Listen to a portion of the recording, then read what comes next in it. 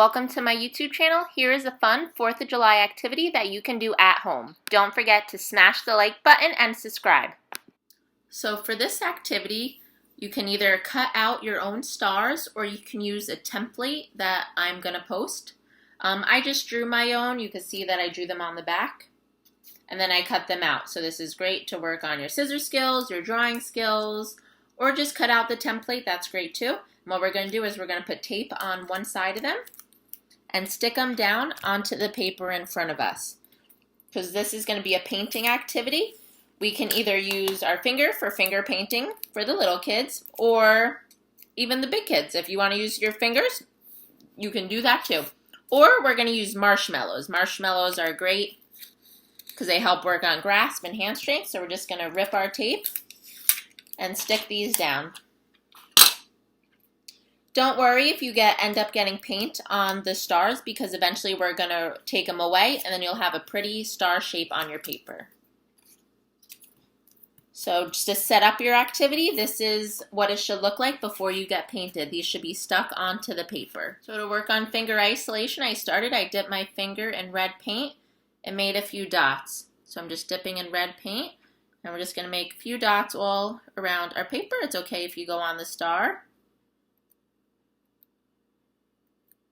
You just want to hold that finger and make dots. And then you could use multiple colors, whatever colors you want. So now I have my marshmallow. Marshmallow also is great because it works on grip. It's a little larger. If you want to try to refine your graph, you could use a Q-tip. Q-tips are much smaller. And I did this whole side in red with my finger so you could see. And I'm going to do this whole side in blue with the marshmallow so you could also see the difference. But it's up to you, whatever you want to use. If you don't have paint or any of these materials at home, you could just use a cotton ball. They work just as similar to this. You could also use Q-tips. Or if you have dot markers at home, if you want to use a paintbrush, whatever you want to use. I'm just going to do some dots and go around my paper. And like I said, it's okay if we get on the star. We're going to pull them up later. And I'm just going all the way around.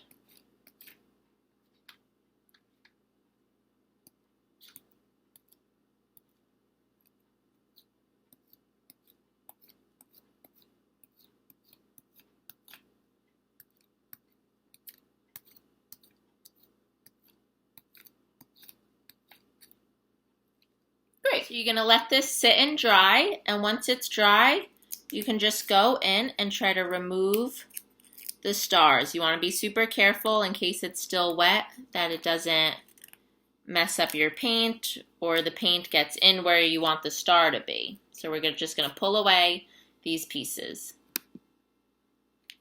So this is what it will look like when it's all done. The stars have been removed, and since we painted all around the stars, you can see the outline of where the stars were laying. But now you have an opening if you want to write anything, if you want to add any decoration, a smiley face, whatever you want.